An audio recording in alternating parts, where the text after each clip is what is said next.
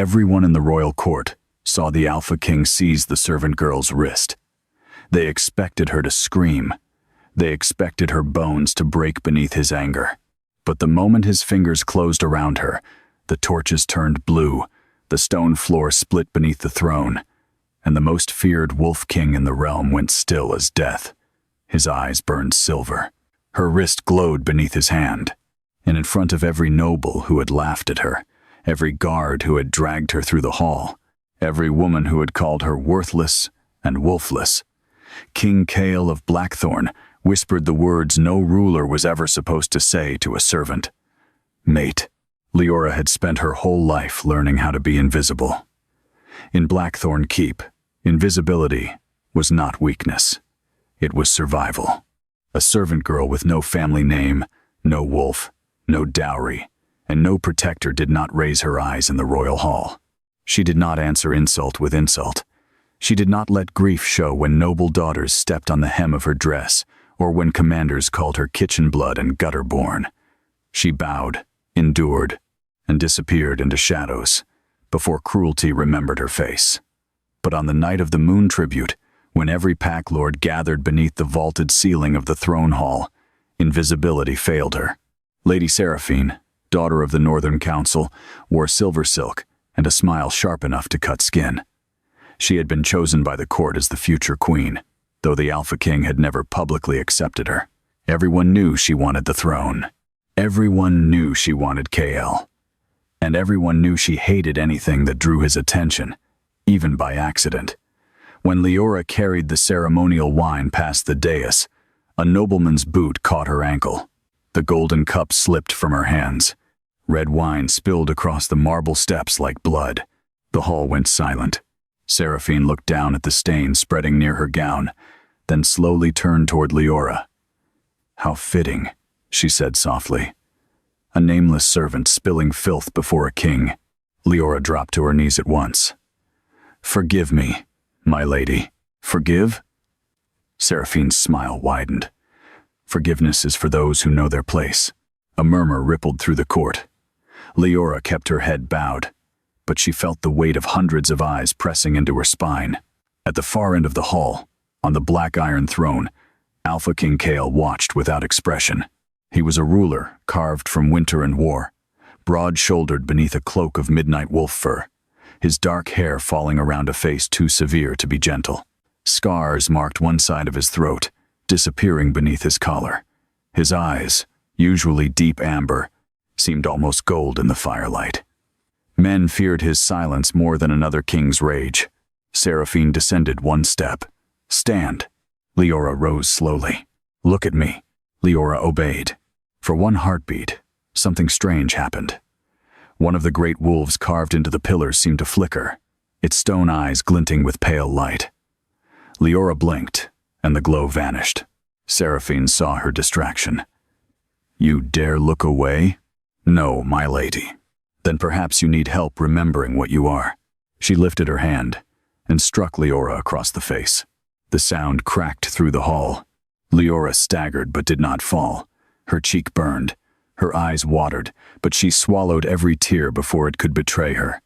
Laughter rose among the nobles, low at first, then bolder. Someone whispered, "Wolfless." Another said, "She should be grateful they let her serve wolves at all." Kael's fingers tightened on the armrest of his throne. No one noticed. Seraphine leaned close enough for Liora to smell rose oil and cold metal. Kneel before the court and admit what you are. Leora's throat tightened. I am a servant of Blackthorn. No. Seraphine's voice sharpened. You are nothing. A strange chill moved through the hall. The torches bent toward Liora, as though listening. Seraphine's eyes narrowed. Say it. Leora's hands curled into her skirt. Something inside her, buried deeper than memory, stirred like a sleeping animal hearing its name. She had been called nothing before. She had survived it. But tonight, beneath the moon banners, with the Alpha King watching and the court waiting for her to break, the word felt like a chain closing around her throat. I am nothing, she whispered. The moment the words left her mouth, every flame in the hall went out. Darkness swallowed the court. A gasp surged through the nobles. Steel rang as guards drew swords. Wolves growled beneath human skin. Then the moonlight pouring through the high windows brightened, turning silver and sharp.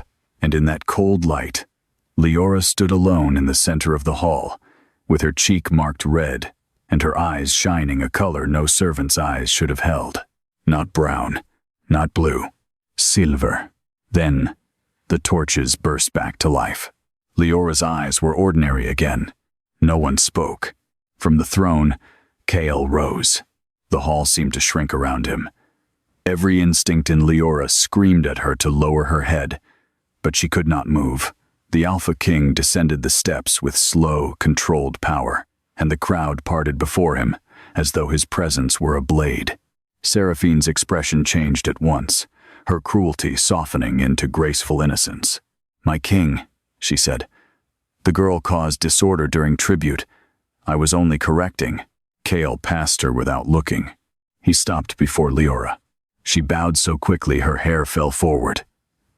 "Your Majesty, forgive me. Look at me." His voice was low, not loud, yet it carried through every corner of the hall. Liora lifted her eyes. Pain crossed his face so quickly she thought she imagined it. Kael stared at her as if she had walked out of a nightmare he had spent years trying to forget. The air between them tightened. Liora felt it first in her chest, a pull, impossible and warm, like a golden thread hooked beneath her ribs. The king inhaled sharply. His pupils darkened.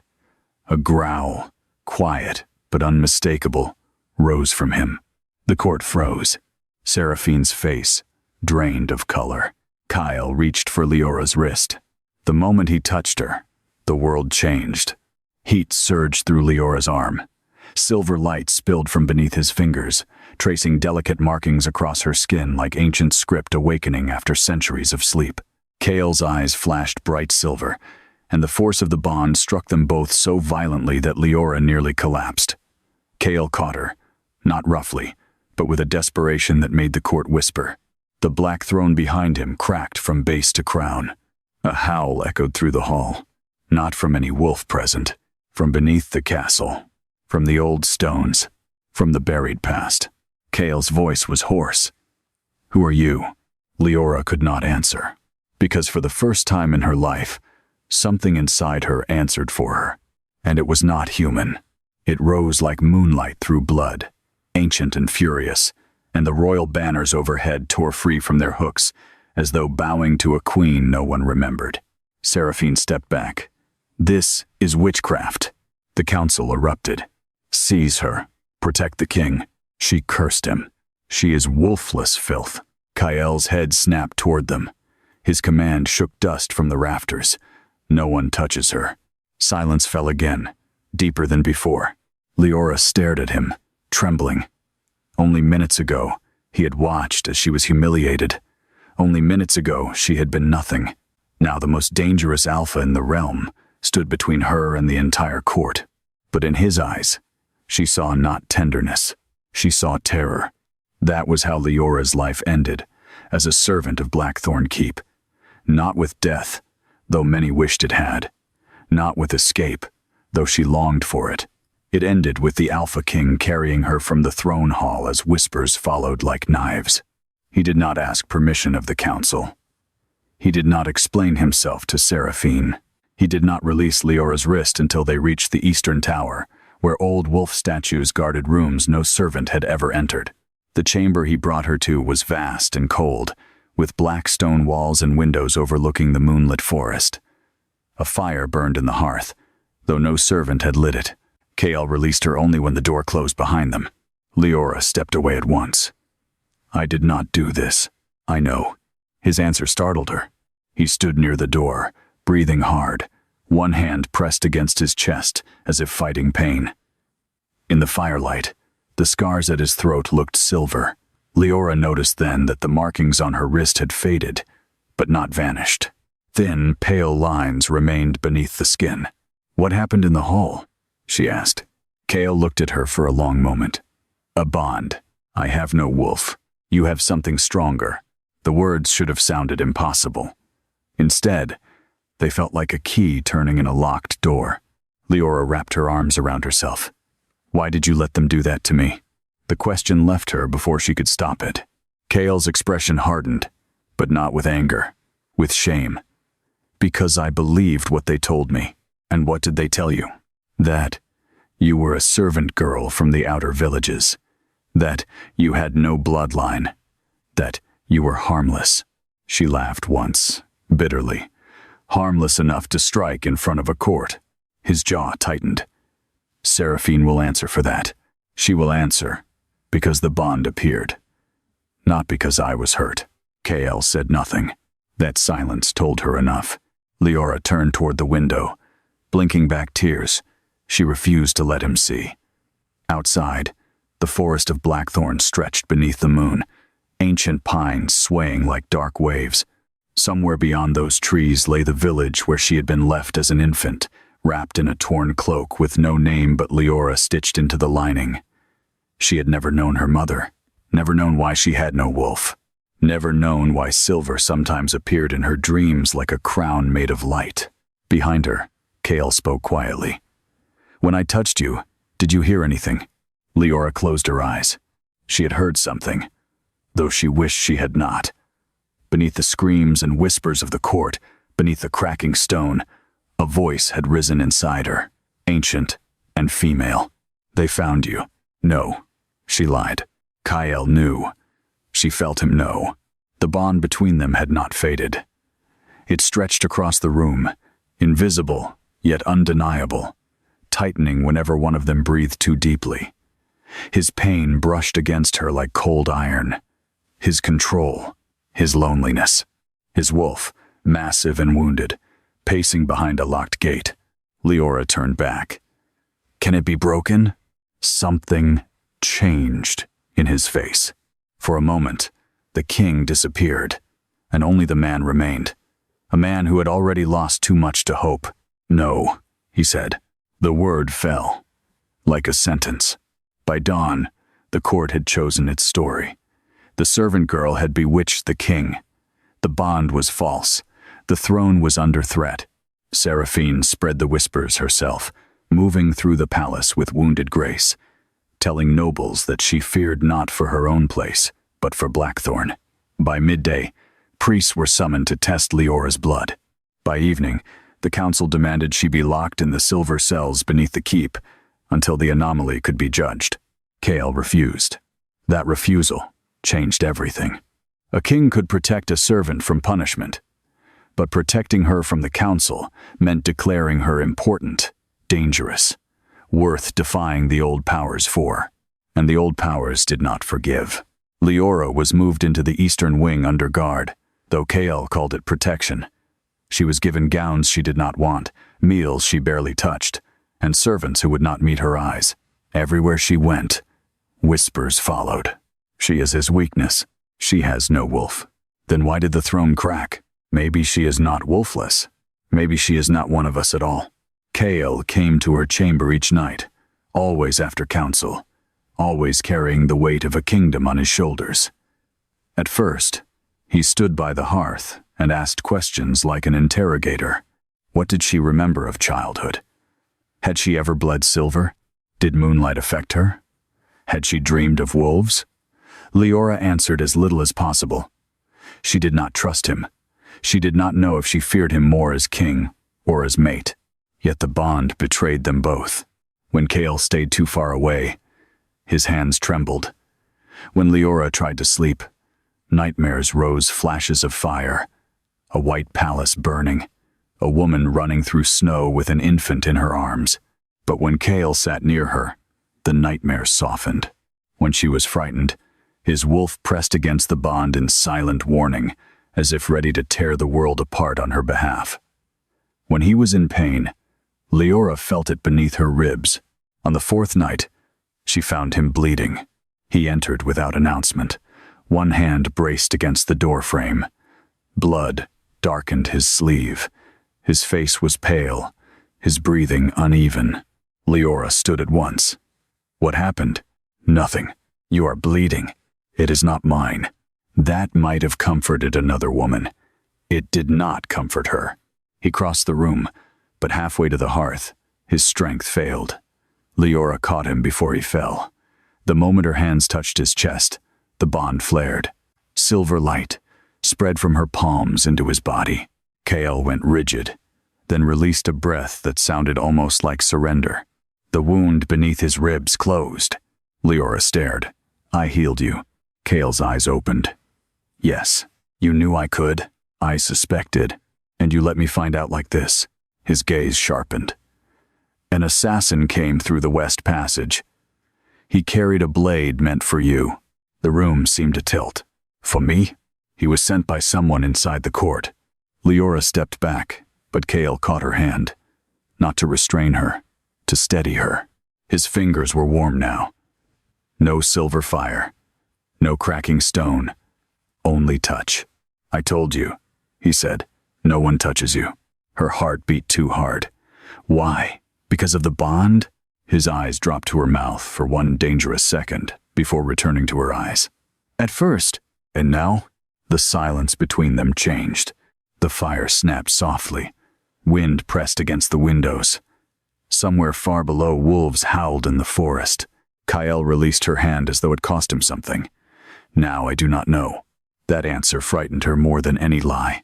The signs came slowly, then all at once. Flowers bloomed in the snow outside Liora's window, pale silver blossoms no gardener had planted. The old wolves of Blackthorn began gathering beneath the eastern tower, staring upward in silence. A child in the kitchen swore she saw a crown of light above Liora's head when the bells rang at dusk. Every mirror she passed turned cloudy for a heartbeat, revealing not her servant's dress or borrowed gown, but a white cloak fastened with a moonstone clasp. Then came the prophecy. It happened during the winter feast, when Kael was forced to present Liora before the court again. She did not want to go. The memory of Seraphine's slap still burned beneath her skin, but Kael insisted the court had to see she was not hidden, not imprisoned, not a shameful secret. "They will tear me apart with their eyes," she said as attendants laced her into a deep blue gown. Kael stood near the doorway, his expression unreadable. "Then let them look. You make it sound simple. It is not. Then why ask it of me?" His gaze softened. "Because hiding you makes them believe you are afraid." "I am afraid. I know." The honesty broke something in her. She looked away. Kael stepped closer, slow enough that she could refuse him. She did not. He lifted a black cloak from his arm and placed it around her shoulders. It was lined with wolf fur, heavy and warm, and marked with the crest of Blackthorn, the king's own cloak. Liora's breath caught. "They will hate this. Yes, Seraphine will hate this." His mouth curved faintly, without humor. Especially Seraphine. She should have removed it. She should have told him she wanted no symbol of his protection, no claim that would place a larger target on her back. But the cloak smelled of cedar, winter air, and him. It calmed the trembling in her hands. When they entered the hall together, every voice died. Seraphine stood near the dais in silver silk, her face flawless, her eyes murderous. Beside her were the council elders, their robes black and their chains of office gleaming. Commander Riven, Kael's most trusted war leader, watched Liora with a soldier's stillness. He had never mocked her. That made his suspicion worse. Kael led Liora to the base of the dais. Not beside the throne. Not yet. But close enough to make the court understand. A priest stepped forward with the moon chalice, used only in ancient rites of blood and truth. Liora stiffened. Kael's voice lowered. "No one will harm you." The priest bowed. "By order of the council, and with respect to the crown, the girl's nature must be tested." "I did not agree to blood rites," Kael said. Councillor Meron, oldest of the elders, lifted his chin. The throne itself reacted to her. The kingdom has the right to know what stands beside its king. Before Kael could answer, Seraphine spoke. "Unless the king fears what the truth will reveal." A murmur stirred. Liora felt the trap close. If Kael refused, they would say he was compromised. If he agreed, she would become spectacle again. The old fear rose in her, but beneath it came something colder, angrier. She stepped forward. "Test me." Kael turned sharply. Liora. She did not look at him. Let them see. The priest approached with a silver needle. The moment it touched her finger, pain flashed bright and unnatural. A single drop of blood fell into the chalice. It should have turned red. It turned silver. The chalice shattered. Every window in the throne hall burst open at once, and a wind full of snow swept through the court. The torches blazed blue. The carved wolves on the pillars lowered their stone heads, and from the broken chalice rose a voice that had not been heard in Blackthorn for 18 years. When the servant wears the fallen crown, the false throne shall tremble. Blood of moon, blood of ruin, blood of the queen returns. Liora could not breathe. The court exploded into chaos. Witch. Prophecy. Impossible. The Moonvale line is dead. Kael's face had gone ashen. Liora turned to him. What is Moonvale? No answer came. Not from him. Not from anyone. Only Seraphine, smiling now with triumph and fear woven together, whispered, Your grave. That night, Liora learned the truth Blackthorn had buried. Moonvale had once been the sister kingdom to Blackthorn, ruled by a royal wolf bloodline said to descend from the first moon-blessed queen. Its wolves were not like others. They did not merely shift. They commanded ancient magic through blood, bond, and oath. 18 years ago, Moonvale was destroyed in a rebellion blamed on forbidden sorcery. Its palace burned, its queen died, its infant princess vanished. No one had found the child. Until now. Liora listened in Kael's private war room, while maps and old records lay open across the table. Kael stood opposite her, every line of his body rigid. Commander Riven watched from the shadows. Counselor Maron had been barred from entry, but Liora knew the council was already moving against her. My mother? She asked. Kael looked down. Queen Amara of Moonvale. My father? Unknown to the records. And who destroyed Moonvale? Riven answered when Kael did not. Blackthorn soldiers were sent to suppress what the council called a magical uprising. Liora stared at Kael. He looked older in that moment, not less powerful, but more wounded. I was 13. My father was king. I did not command the army. But you inherited the throne built from their ashes. The words were cruel. They were also true. Kael accepted them like a blade he deserved. Yes. Liora stepped back. The room felt too small, the air too thin. All my life, I scrubbed floors in the castle of the kingdom that slaughtered mine. Liora, did you know? No. Did you suspect? Not until the bond. And when you suspected, you kept me here. To protect you. To control me. His eyes flashed. If I wanted control, I would have let the council chain you. If you wanted justice, you would have told me what I was. I did not know enough, but you knew enough to be afraid. That silenced him. Liora laughed, but it broke halfway through. You looked at me like I was dangerous. You are. The answer struck harder than a denial. Kael came around the table, but she stepped away. Do not, she whispered. The bond twisted painfully between them. His wolf pressed against it in distress. Hers, if she had one, did not answer. Only that ancient moonlit power stirred, cold and vast. Riven moved suddenly. Too suddenly. Liora saw the glint of steel before she understood. Kael turned, but the commander had already drawn a dagger marked with council runes, not toward Liora, toward Kael. Forgive me, my king, Riven said, but the realm cannot survive another Moonvale queen. He struck. Liora screamed. The world slowed. Kael caught Riven's wrist, but the blade cut across his side. Blood hit the floor. Guards burst through the doors, but too late. Riven twisted free and hurled a second dagger not at Kael, but at Liora's heart. Something inside her opened, not like a door, like a seal breaking. Silver light exploded from her body. The dagger stopped mid-air, inches from her chest, trembling as if caught in invisible claws. Every candle blew out. The walls groaned. Liora's hair lifted around her face, and beneath her skin, ancient markings burned bright as moonfire. Riven fell to his knees. Not by choice. By command. Liora heard herself speak in a language she had never learned. The words rolled through the chamber like thunder over snow. Blood remembers. Riven's face contorted in terror. Princess. The title struck the room like lightning. Kael stared at her. Liora looked down at her hands, glowing with power she did not understand. Power that had answered betrayal with judgment. The dagger hanging before her melted into silver ash. Then the door slammed open again. Counselor Meron entered with armed guards and Lady Seraphine at his side.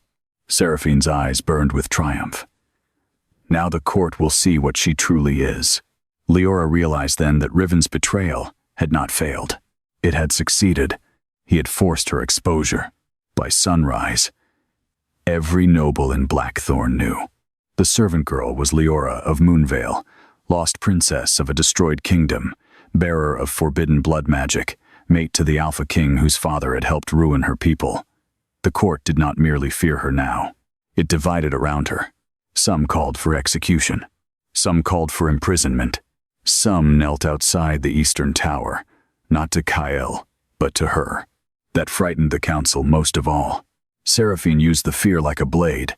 She appeared before the court dressed in mourning white, speaking of loyalty, tradition, and the danger of ancient magic. She claimed Liora had bewitched the king through a cursed mate bond designed to seize Blackthorn's throne. She wept for the realm. She trembled for the people. She lied beautifully. And the court listened. Kael summoned the council for judgment in the throne hall. Liora was ordered to attend.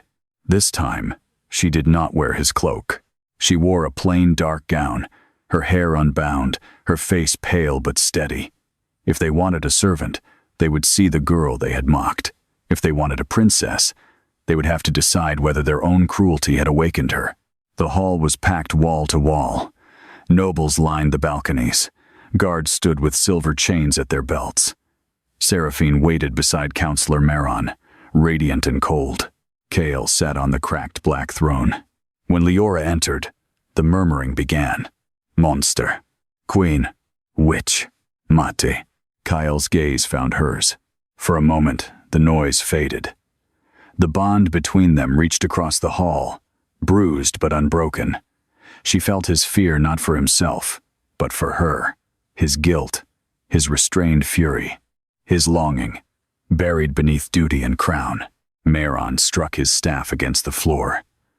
Liora of unknown birth, called Servant of Blackthorn, accused bearer of forbidden Moonvale magic, you stand before the royal court. Liora lifted her chin. My name is Liora of Moonvale. The court recoiled. Seraphine's smile thinned. Meron's eyes narrowed. So you confess. I remember. You remember treason? I remember blood. A hush fell. Meron turned toward Kael. My king, the law is clear. Moonvale blood magic was outlawed after the rebellion. Any surviving vessel of that magic is a threat to the realm. Kael's voice was calm. The law was written by the men who burned Moonvale. Gasps rippled through the hall. Meron's face hardened.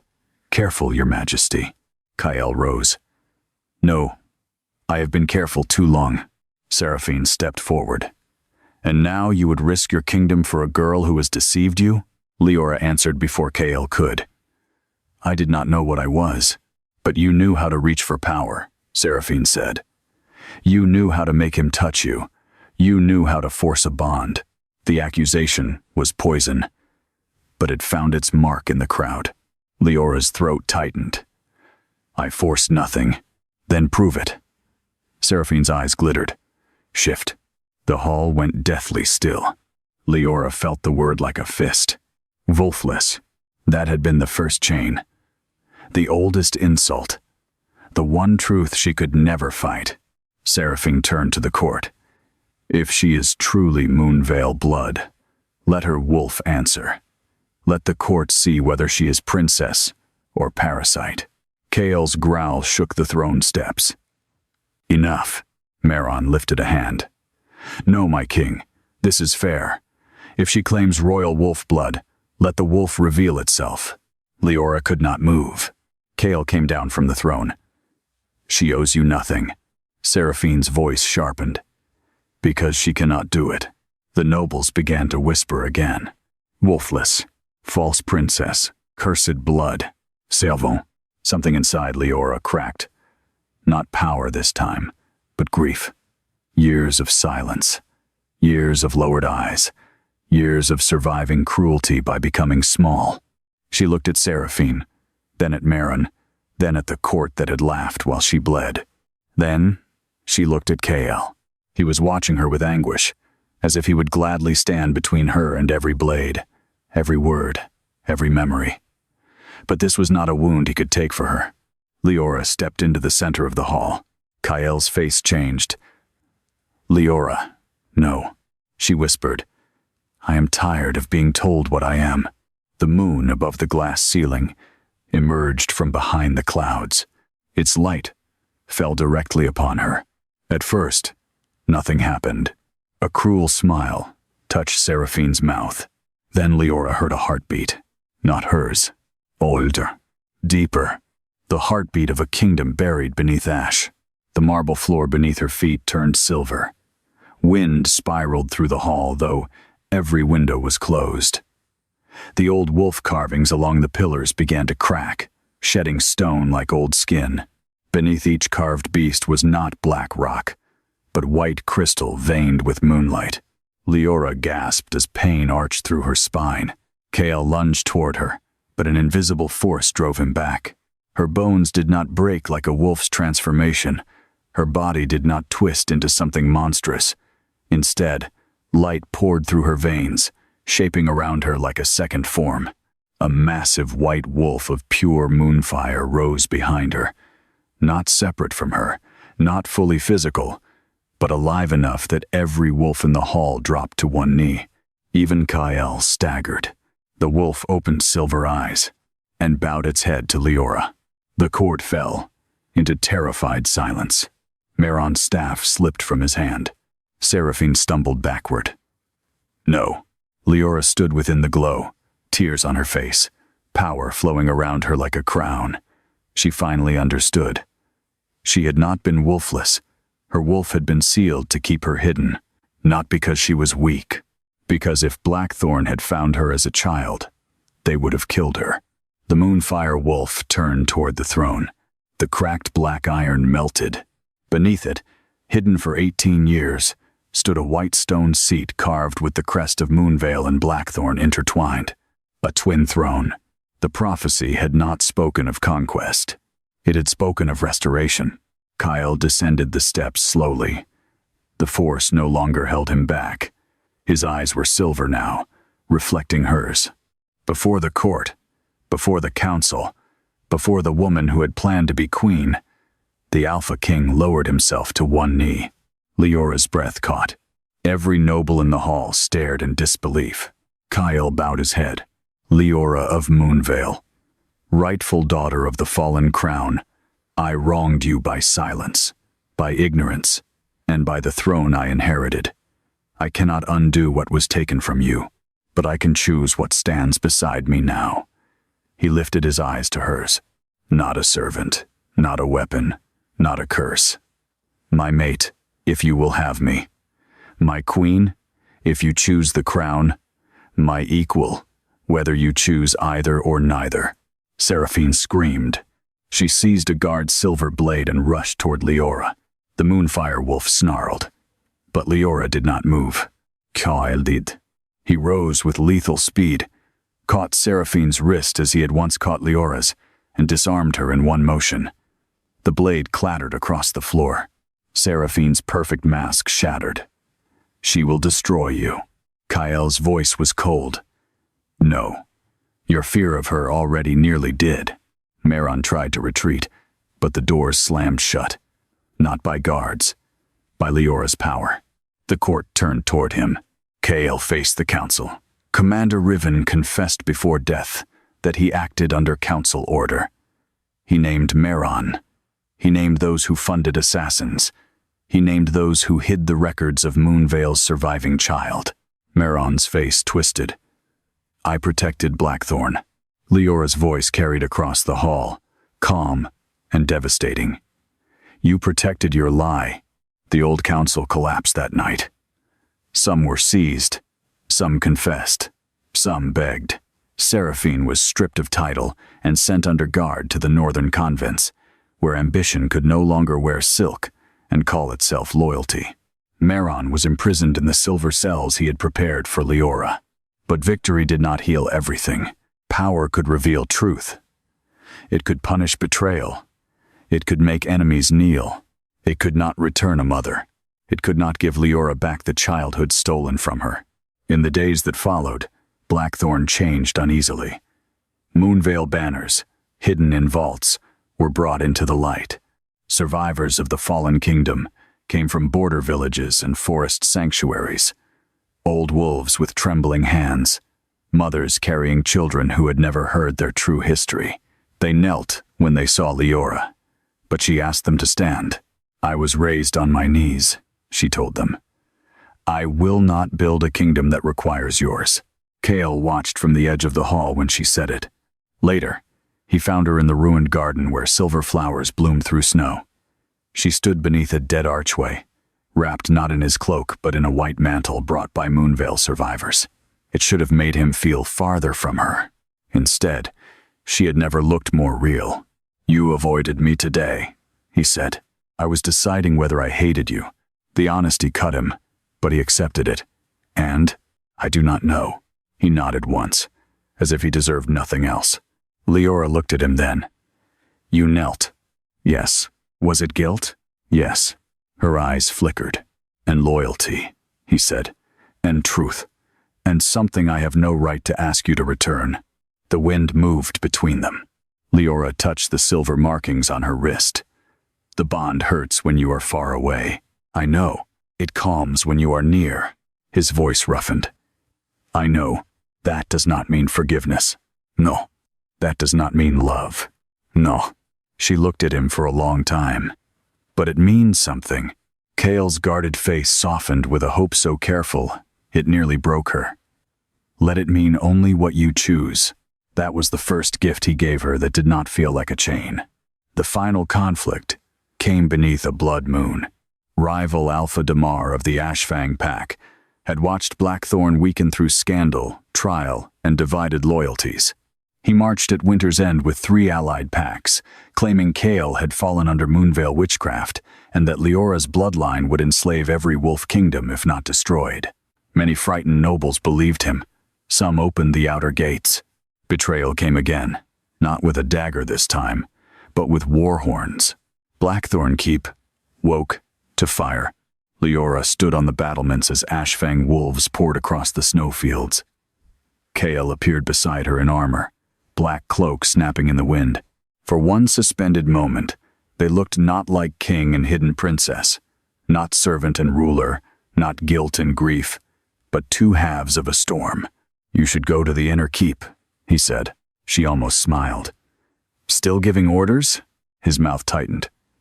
"Still afraid for you. Good." She looked at the battlefield. "Then fight harder." A flash of warmth crossed his face, gone too quickly for anyone else to see. Damar breached the second gate by dusk. The battle spilled into the courtyard. Wolves clashed beneath falling ash. Steel rang. Blood steamed in the snow.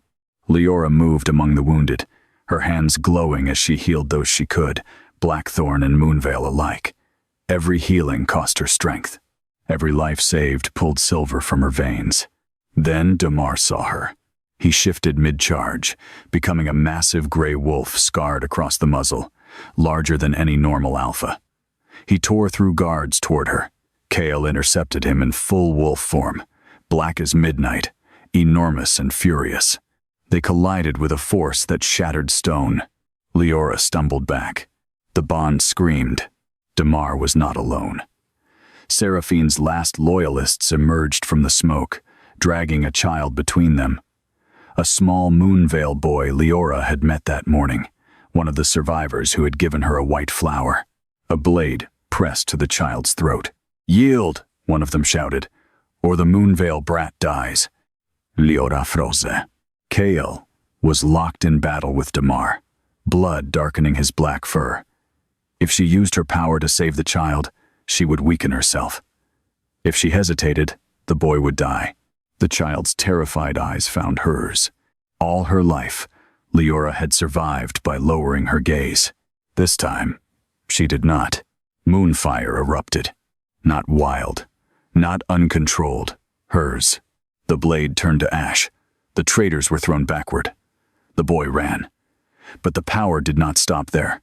It surged across the courtyard, revealing every hidden enemy marked by betrayal, every oathbreaker glowing red beneath the skin. The battlefield paused in shock.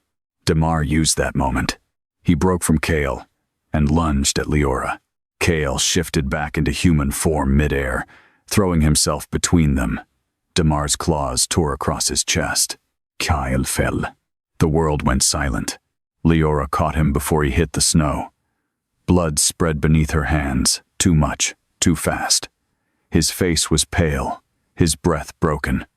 The bond flickered like a dying flame. "No," she whispered. Kael's hand lifted weakly to her cheek. "Liora." "No." His eyes held no fear, only regret. "I would choose you again."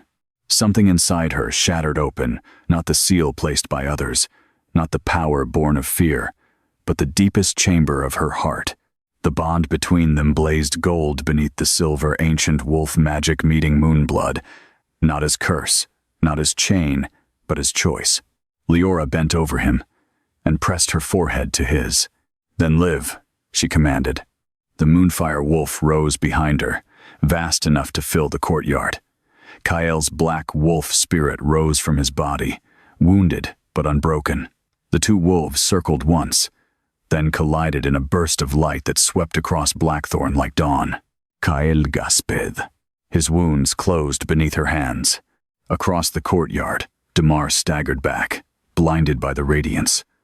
Liora stood, silver crown burning above her head, and Kael rose beside her, eyes blazing gold and silver together.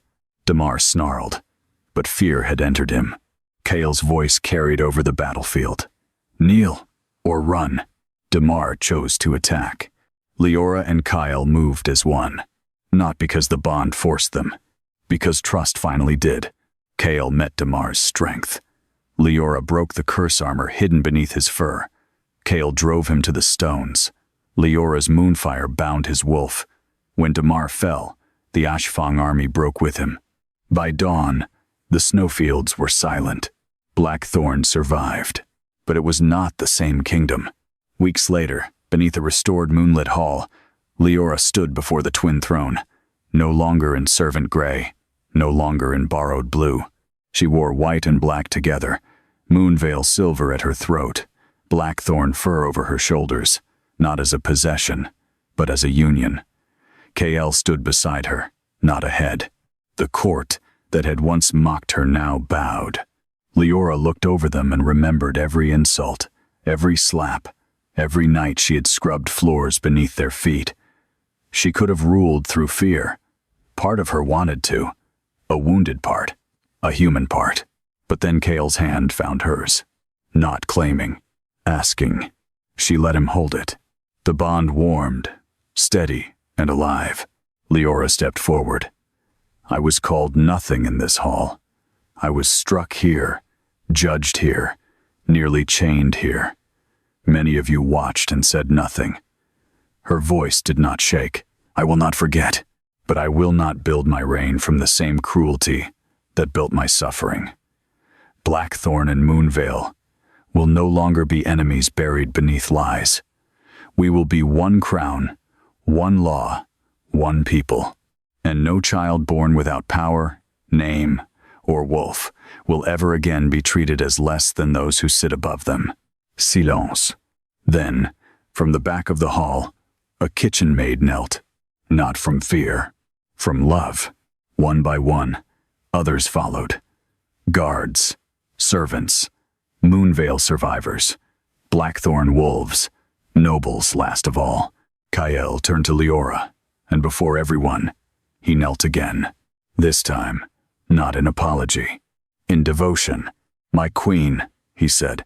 Leora's breath caught as the court echoed it. "My queen." She looked down at the man who had once been untouchable, feared, guarded by crown and guilt, and saw not the Alpha King who had saved her from the court, not the ruler whose bloodline had shadowed hers, but the man who had learned to kneel without losing strength. She touched his face. "Rise," she whispered. "Beside me." Kael stood, and when he kissed her beneath the moon banners, it was not the desperate hunger of a cursed bond, nor the triumph of a king claiming a mate. It was slower, deeper, and far more dangerous to the heart. It was a vow made without chains, a beginning born from ruin. Far above them, the restored banners of Moonvale and Blackthorn stirred though there was no wind, and beneath the palace, in the ancient stone where the first howl had answered her pain, 2 wolves, one white as moonfire, one black as midnight, lifted their heads together and howled for the queen who had once been called nothing, and the sound rolled beyond the castle walls, across the frozen forests, into every village where the forgotten still whispered her name. But peace did not come immediately. For 3 nights after Liora was crowned, no wolf in Blackthorn could sleep. They all heard the same thing beneath the earth, a heartbeat, slow, ancien, waiting. At first, the council scribes claimed it was only the old stones settling after the restoration of the twin throne. The priests said it was a blessing. The soldiers said nothing, but they sharpened their blades beneath candlelight. Liora knew better. Each time the heartbeat pulsed beneath the castle, the silver markings on her wrist warmed, and Kael would wake beside her with his eyes already open, staring into the darkness, like a king who had heard war approaching long before the horns began. On the 4th night, the moon vanished behind black clouds, and the sealed door beneath the throne room opened by itself. No hand touched it, no key turned. The ancient iron simply groaned, split with silver light, and swung inward to reveal a stairway spiraling down into darkness. Kael stood at Liora's side, his jaw tight. That door has not opened in 18 years. Liora looked down into the cold breath rising from below. Then it was waiting for me. He reached for her hand. Not alone. She looked at him. There was still pain between them, still history, still grief that love could not erase in one kiss or one crown. But when his fingers closed around hers, the bond did not feel like a prison anymore. It felt like a lantern. Together, they descended. The stairway led beneath Blackthorn Keep, deeper than the dungeons, deeper than the silver cells, into a buried hall, older than both kingdoms. Moonstone pillars held up a ceiling painted with wolves chasing stars. At the center stood a stone cradle.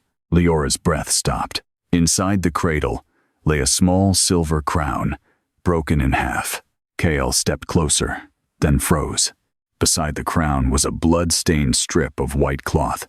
Liora knew it before she touched it. The same cloth from her infant cloak. A whisper moved through the chamber. Not a voice from outside. A memory. Queen Amara appeared in the moonlight. Not flesh, not ghost, but an echo preserved in magic. She was beautiful, in a sorrowful, exhausted way, with Liora's silver eyes and blood on the sleeve of her gown. In her arms, she held a crying infant. "My daughter," the echo whispered. "If you have found this, then the world has found you too." Liora's knees weakened. Kael caught her, but she did not look away. Amara's image tremble. Blackthorn did not act alone. The fall of Moonvale was not only war, it was a bargain. The council opened our gates to something buried beneath the northern mountains, something that wanted royal blood, something I sealed with the last of my life. The chamber darkened. Liora felt Kael go still beside her. The echo lifted the infant closer. "Your blood is not merely royal. It is the lock. If your bond awakens fully, so will the thing I buried. Trust the wolf who kneels, but beware the crown that asks for sacrifice." Then, the image shattered into silver dust. For a long moment, Liora could not move. Kael's voice was low. The heartbeat. Liora looked at the broken crown in the cradle. "Yes," she whispered. "It is not blessing us." The heartbeat pulsed again beneath their feet. This time, something answered from far beneath the mountain. A growl. Not wolf. Not human. Hungry. The growl did not echo like a beast's cry. It vibrated, through stone, through bone, through the very blood in Liora's veins. Kael's hand tightened around hers. Instinct pulled him forward, placing himself half a step ahead of her, not as a command but as protection so deeply rooted it no longer needed thought. The air in the underground chamber thickened, pressing against their lungs, as though the mountain itself had begun to breathe. "Whatever your mother sealed," Kael said quietly. "It is waking." Liora stared into the darkness beyond the broken cradle. "No," she whispered. "It's been waiting." Another pulse. Stronger. The silver crown in the cradle trembled. Then it lifted. Not high, not fast, just enough to break the silence with a soft, unnatural scrape against stone. Kael moved instantly, pulling Liora back. But the moment her foot crossed the edge of the circular floor, the entire chamber lit with ancient markings, spirals of moon script, carving themselves into the ground, glowing brighter with each heartbeat. A trap, not for intruders, for heirs. Liora felt it latch onto her blood. The markings surged up her legs like living light, locking her in place. Kael lunged forward, but the moment he touched the circle, the power struck him back with violent force. He hit the stone hard, breath torn from his lungs. "Kael, I'm fine." He forced himself up, but the barrier shimmered between them now, invisible, yet impenetrable. The chamber shifted. The painted ceiling above them darkened. The wolves chasing stars, now moving no longer carvings, but shadows circling something deeper, something beneath the mountain. Liora's pulse matched the rhythm below. She understood then. This wasn't just a prison. It was a gate. And she was the key. A voice rose again, but this time, it was not her mother. It was older, colder. "Moon. Blood returns and brings the crown." The silver crown snapped upward, spinning slowly, then shattered into two halves that hovered on either side of Liora's head like broken wings. Kael slammed his fist against the barrier. "Liora, do not let it in!" "I don't know how to stop it." The symbols burned brighter. Pain tore through her chest, not like before, not awakening, but dividing. Something inside her was being pulled apart. Her power, her identity, her choice. "You were not sealed to hide," the voice whispered. "You were sealed to contain." The truth struck harder than any blade. Her mother hadn't only hidden her from Blackthorn. She had hidden the world from what lived within her blood. The chamber floor cracked. From the darkness beyond the circle, something moved. Not fully visible, not fully formed. A shape that bent the air around it, swallowing light, stretching shadows into unnatural forms. Kael's wolf surged beneath his skin. "Show yourself," he roared. The thing answered. Not with form, with memory. The chamber exploded into visions. Fire-consuming Moonvale. Wolves turning on their own. A council kneeling not in loyalty, but in fear. And at the center of it all, a young Kael, standing beside his father, watching as chains of silver were driven into the ground beneath the Moonvale throne. Liora's breath shattered. "You knew," she whispered. Kael staggered, the memory tearing through him as much as her. No, I didn't understand." "You were there. I was a boy." His voice broke, raw for the first time since she had met him. "I thought we were ending a rebellion. I didn't know what they were sealing. I didn't know it was you." The vision twisted. The chained force beneath Moonvale screamed, and Liora felt it answer her, not as an enemy, as something that recognized her, something that had been waiting for her. "You are not their queen," the voice whispered again, softer now, almost intimate. "You are the vessel." The broken crown halves snapped together above her head, then slammed down, not onto her skull, into her chest. Liora screamed. Silver light erupted outward, shattering the circle. Kael was thrown back, but this time, the barrier broke with him. He surged forward, catching her as she collapsed, her body trembling violently. Liora, look at me." Her eyes opened. Not silver, not human, endless, like looking into the night sky, without stars. "The gate," she whispered. It's opening. A crack split the far wall. From it, darkness poured, not smoke, not shadow, but something heavier, something alive. Kael lifted her into his arms. We leave. Now. No, she gasped, clutching his armor. If it leaves this place, it won't stop. Another pulse. The crack widened. Claws too long, too wrong dragged across the stone from the other side. Kael turned, his entire body shifting, power rising to meet the threat. You are not facing that alone. You don't understand. I understand enough, he growled. You are not a weapon they buried. You are not a curse they feared. He set her on her feet, one hand still gripping hers tightly, grounding her. You choose what you are. The bond flared. Not forced. Chosen. Liora closed her eyes. For the first time since the chamber awakened, she stopped fighting the power and listened. Beneath the hunger, beneath the ancient rage, there was something else. A fracture. A wound. The thing beneath the mountain wasn't just waiting. It was trapped, and it was bleeding. Her eyes snapped open. It's not trying to escape, she said. Kael's stance didn't relax. Then what is it doing? The clawed shape pushed further through the crack, revealing glimpses of a massive, broken form stitched together by ancient magic and royal blood. Liora stepped forward. Kael caught her wrist. Don't. If I don't, she said quietly, it will tear through the mountain until it finds me anyway. The truth of that settled heavily between them.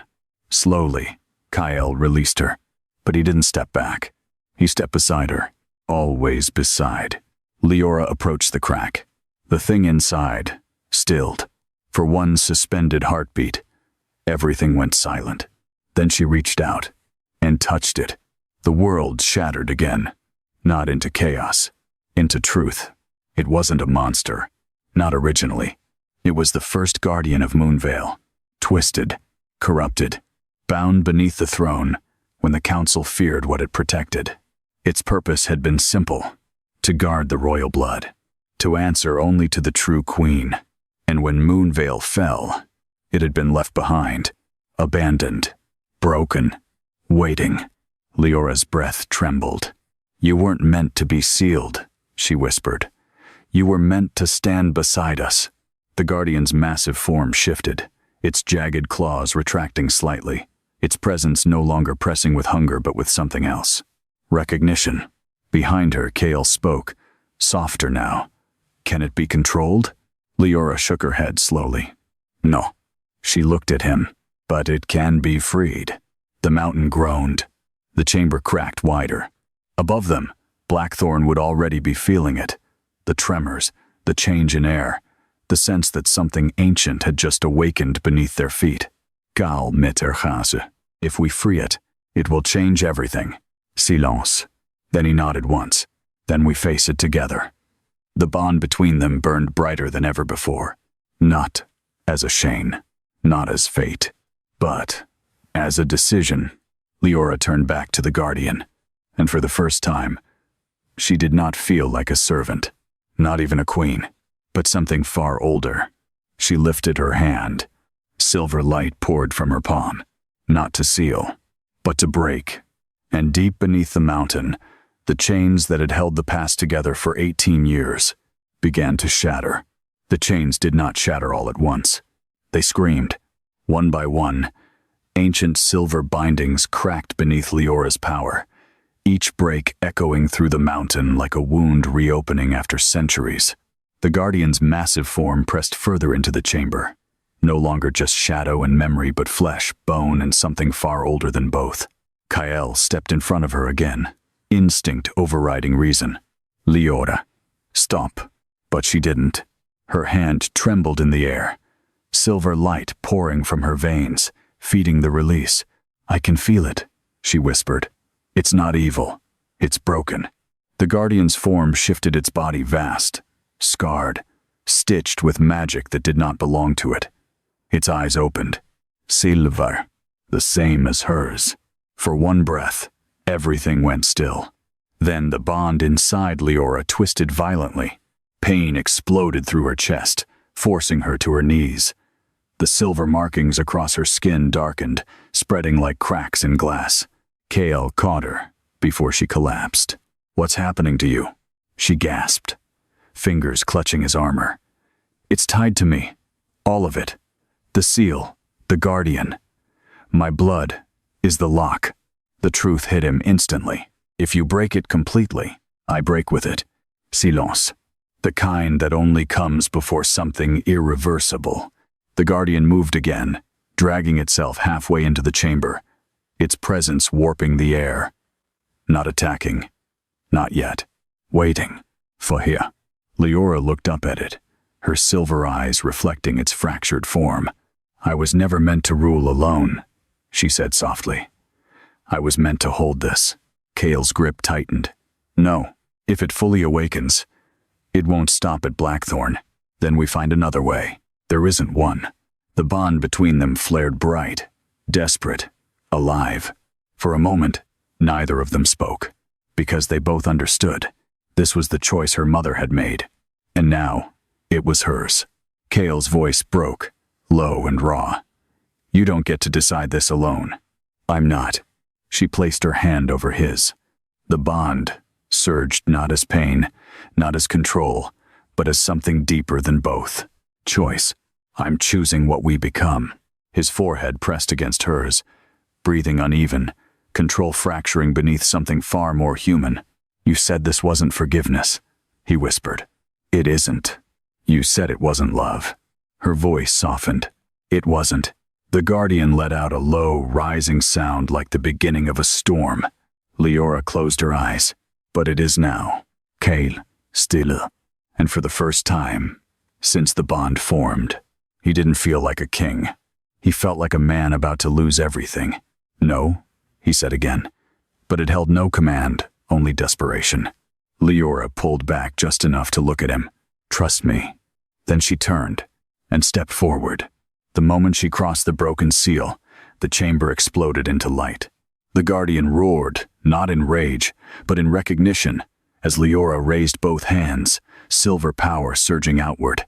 The chains that had once bound it now reversed, not restraining the creature but pulling its broken essence toward her, into her. Kael lunged forward, but the force threw him back. Liora. Her body arched as the guardian's power poured into her veins, ancient magic colliding with her own. The silver glow turned blinding, swallowing her form completely. The mountain shook. Above them, Blackthorn trembled. In the chamber, Kael forced himself up, fighting against the pressure crushing the air from his lungs. He could barely see her now. Only light. Too bright. Too unstable. "Stop," he roared. "You're killing yourself." Through the storm of power. She smiled. Not in pain. Not in fear. But in peace. "This is what I was made for." The last chain broke. The guardian dissolved into pure silver energy and vanished into her. Everything went silent. No wind. No light. No heartbeat. Then, Liora fell. Kael reached her before she hit the ground, pulling her into his arms with shaking hands. "Liora. Liora. Look at me." No response. Her body was still. Too still. The silver markings were gone. The glow gone. Even the bond. Kael froze. It was still there, but faint. Fragile. Like something barely holding on. His voice dropped to a whisper. "Don't do this." For the first time, the Alpha King of Blackthorn, the man who had never bowed to war, to counsel, or to fate, broke. He pulled her closer, pressing his forehead to hers. "You said this was your choice," his voice cracked. "Then choose to stay." Nothing. Silence. Then, a breath. So soft he almost missed it. Liora's fingers twitched weakly against his chest. Her eyes opened. Not silver. Not glowing. Just human. Confused. Fragile. "Kael," she whispered. Relief hit him like a blade to the chest. He let out a broken laugh, pulling her tighter, as if she might disappear again if he let go. "I'm here." She blinked slowly, disoriented. "What happened?" The question landed heavier than anything else. Kael still. Because he knew the answer. And he knew she didn't. You saved us, he said quietly. Liora frowned faintly, as if trying to grasp something just out of reach. I don't remember. Her hand lifted slightly, touching her chest. No light, no power, no crown, just a heartbeat. She looked at him again, uncertainty flickering in her eyes. Why are you looking at me like that? Kael swallowed. Because in that moment, he understood the cost. She hadn't just sealed the Guardian. She had taken it all with her. The power, the bloodline awakening, the queen they had just crowned. Gone. Not dead, but human. Completely. The bond between them flickered again, still there, but softer now. No longer overwhelming, no longer faded. Something new, something chosen. Kael brushed a strand of hair from her face, his touch gentler than it had ever been. Because, he said quietly, you chose me. Liora didn't fully understand. Not yet. But something in his voice made her heart steady. Outside, the mountain stilled. The ancient presence beneath it was gone. Blackthorn stood. Moonvale was finally at peace. And in the silence that followed, the story didn't end with power. It ended with something far more dangerous. A love that no longer needed fate to exist.